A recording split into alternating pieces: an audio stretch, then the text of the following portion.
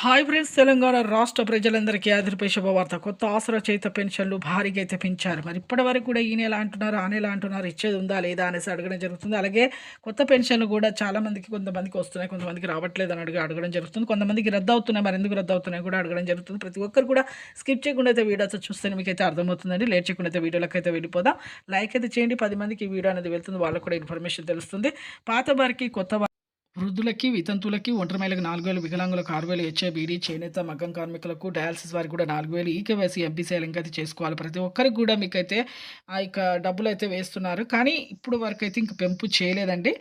Cabinet assembly మీటింగ్‌లో అయితే ఎలాంటి పెంపు విషయాలు అయితే లేదు. అలాగే ఇక రైతు భరోసా డబ్బులు వేస్తున్నారు. అలాగే కొత్త ఆసరా కొత్త కొత్త పెన్షన్‌లయితే వేయడం జరుగుతుంది. అలాగే కొత్త రేషన్ కార్డులు అప్లై చేసుకునే విధంగా ప్రస్తుతం అయితే వెరిఫికేషన్ అయితే చేస్తున్నారండి. ఆర్థిక ఇబ్బందుల వల్ల కూడా లేట్ అయిందని చెప్పడం జరిగింది. 1000 కోట్ల బదులు ఇప్పుడు 2,000 కోట్లు కూడా అదనపు అయితే భారం పడుతుందని చెప్పడం జరిగింది.